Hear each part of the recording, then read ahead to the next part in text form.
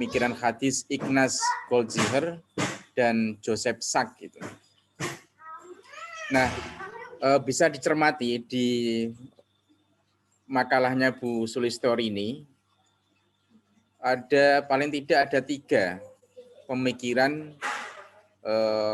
hadis Goldziher, yang mana saya pikir 3 poin ini sangat penting sebenarnya, sangat vital gitu, sangat urgen gitu.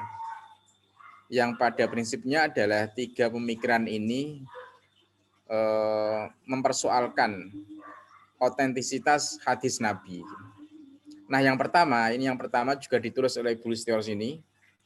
Goldziher itu menganggap bahwa hadis merupakan produk kreasi kaum muslimin belakangan. Artinya bahwa generasi belakangan begitu. Jadi generasi belakangan, terutama tabiin, generasi kedua, abad kedua.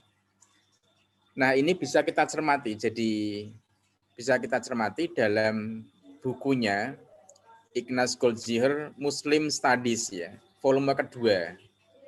Ini sebenarnya kan karya Ignaz itu ditulis dalam bahasa Jerman gitu.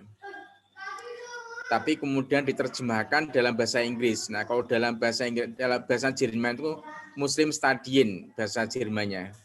Nah, bahasa Inggrisnya ini diterjemahkan Muslim Studies volume kedua. Bukan kalau volume 1 tidak ada. Nah, volume kedua ini yang ada pemikiran hadisnya gitu. Nah, coba kita cermati. Ini yang kalimatnya begini, yang tadi kuncinya. Kenapa kok hadis itu bagi Goldziher merupakan kreativitas, inovasi kaum muslimin belakangan gitu. Artinya ya bahwa hadis itu bukan berasal dari Nabi gitu. Bukan kemudian secara konseptual mau di fa'ilan Nabi min qaulin au fi'lin au takrin au sifatin gitu. Apa-apa yang disandarkan pada Nabi, baik perkataan, perbuatan, kemudian sifat ataupun takrirnya tidak. Nah, gitu. Tidak itu yang dimaksud oleh Goldziher. Nah, ini coba kita cermati ini kalimat paragraf di Goldziher yang menunjukkan tadi. The Prophet Pious followers have reverently repeated the enlightening saying of the Master. Jadi pengikut Nabi yang soleh, have reverently, itu reverent itu dengan tawanduk ya, dengan tawanduknya repeated, mengulang the enlightening saying of the Master, perkataan sabda Nabi. Master itu guru ya, atau junjungannya, yang dimaksud Nabi, perkataan sabda Nabi yang mencerahkan, and have endeavored to preserve for the edification and instruction of the community everything that he said, dan berusaha melestarikan untuk membangun, dalam rangka membangun dan mengajarkan kepada umatnya segala sesuatu yang beliau katakan, yang beliau sabdakan gitu, both in public and in private, regarding the practice of the religious obligation prescribed by him, the conduct of life in general, and social behavior, whether in relation to the past or the future. Jadi saya ulangi, berusaha untuk melestarikan dalam rangka membangun dan mengajarkan kepada masyarakat, kepada umatnya, apa saja, apapun yang beliau sabdakan, beliau katakan, baik dalam ranah, baik itu terkait dengan ranah publik ataupun privat, terkait dengan praktek-praktek kewajiban keagamaan yang ditentukan oleh Nabi, juga terkait dengan perilaku hidup secara umum dan juga perilaku sosial, baik kaitannya dengan masa lampau ataupun masa yang akan datang. Nah, when the rapid succession of the conquest led them to distant countries, they handed on this hadith of the Prophet to those who had not heard them with their own ears. Gitu. Nah, dengan suksesi, ketika suksesi penaklukan yang cepat membawa mereka ke negara-negara yang jauh. Nah, mereka menyampaikan hadis Nabi ini kepada mereka yang tidak mendengar langsung dengan telinga mereka gitu.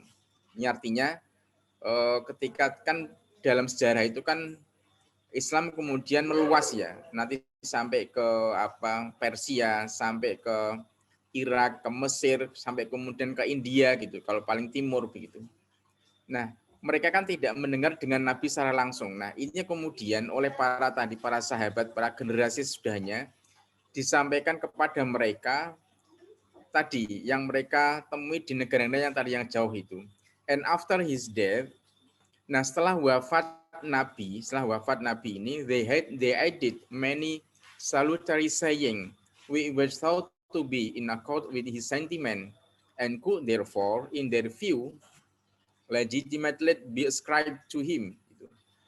Nah, setelah Nabi wafat, mereka itu merujuk pada tadi pengikut Nabi tadi, sahabat tabiin tadi, mereka menambahkan yang sebenarnya menjadi kesalahan besar bagi Ignas ya. Mereka generasi sudah Nabi tadi menambahkan perkataan-perkataan yang bermanfaat, yang difikir, yang dianggap oleh mereka tadi sesuai dengan perasaan Nabi gitu. Dan oleh karena itu dalam pandangan mereka secara legitimate disandarkan pada Nabi begitu. Nah, ini kan ini yang perlu digarisbawahi di sini gitu.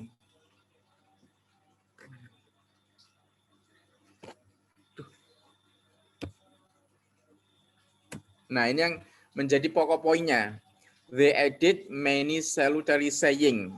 Nah, ini mereka, nah ini kemudian ini justifikasi dari Ignas. Mereka menambahkan perkataan-perkataan yang bermanfaat, yang menurut mereka dalam pemikiran mereka, yang dipikir oleh mereka sesuai dengan perasaan Nabi gitu.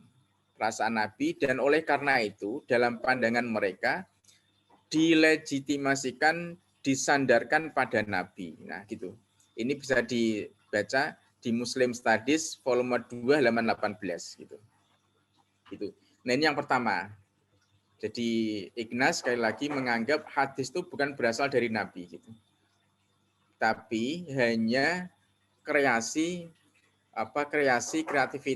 inovasi dari pengikut setelah Nabi, generasi setelah Nabi begitu.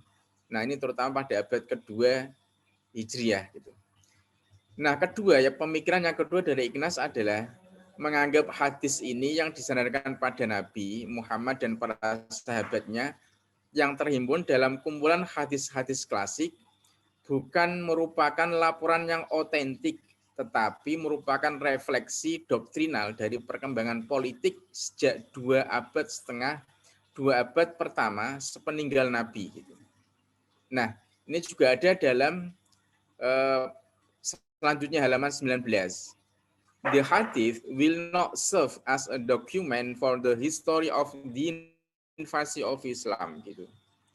Hadis tidak berfungsi sebagai dokumen sejarah pertumbuhan Islam, but rather as a reflection of the tendencies which appear in the community during the mature stage of its development. Tapi merupakan refleksi merupakan refleksi kecenderungan-kecenderungan yang muncul pada masyarakat, pada umat Islam pada waktu itu selama masa-masa perkembangannya begitu. Yang ini yang kemudian juga menjadi masalah ya.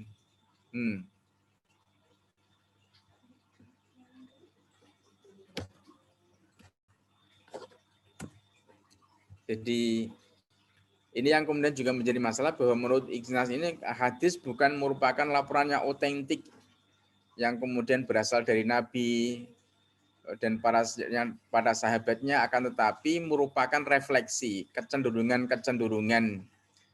doktrinal, kecenderungan yang muncul pada masa perkembangannya. Ini kecenderungan ini bisa diartikan ya kecenderungan politik, kecenderungan sosial, dinamika yang terjadi pada waktu itu yang kemudian diadopsi menjadi sebuah hadis, kira-kira begitu. Ini ada di Muslim Studies halaman 19 gitu.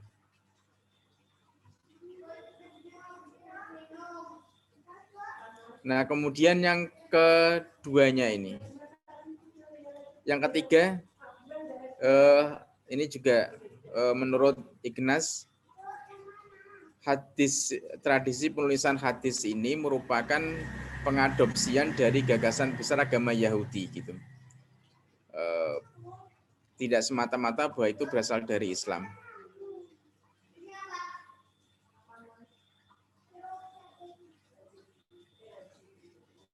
Nah, Bapak Ibu yang saya hormati, coba kalau kita melihat gitu, yang pertama ini kan sebenarnya tidak tepat ya. Karena apa?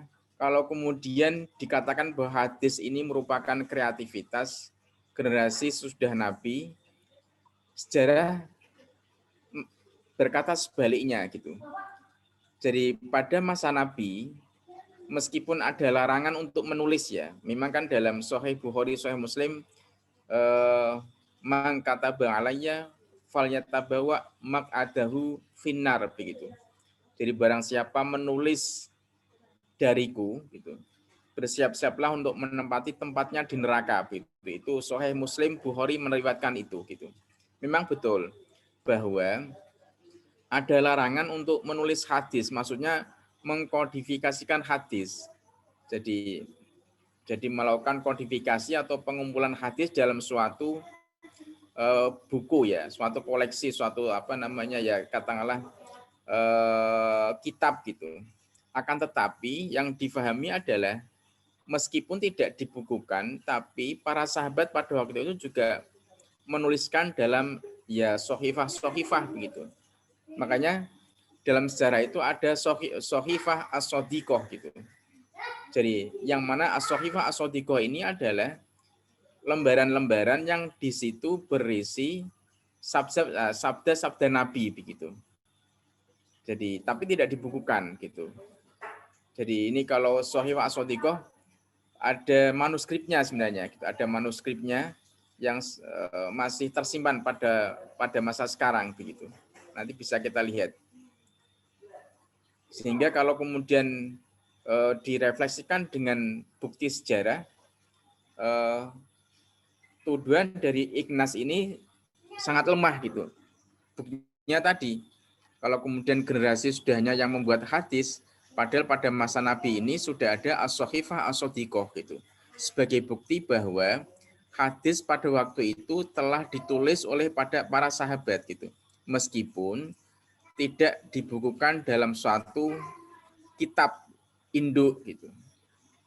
Itu yang menjadi catatan kelemahan pada tuduhan dari Ignaz ini.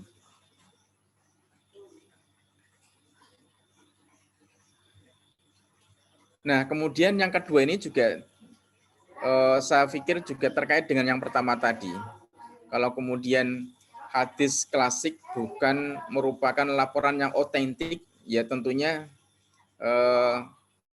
bertentangan dengan fakta sejarah. Fakta sejarah adalah orang Arab ya, termasuk para sahabat Nabi ini kan orang yang mempunyai kemampuan hafalan yang luar biasa gitu. Jadi orang Arab itu kan diberikan kelebihan, jadi kuat hafalannya gitu, kuat memorinya gitu. Sehingga para sahabat berlomba-lomba untuk menghafalkan apa yang diterima dari Nabi. Makanya kemudian dalam ilmu hadis itu kan ada periwayatan hadis yang dia bil lafzi dan bil maknawi gitu.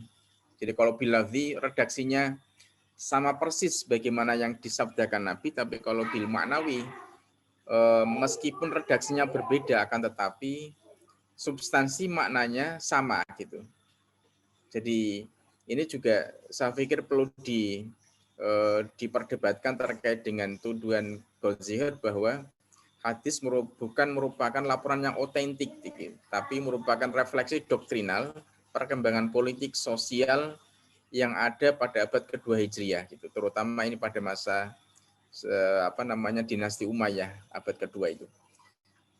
Ya, saya pikir itu Bapak Ibu yang 2 poin ini yang menjadi krusial, yang menjadi poin penting sebenarnya.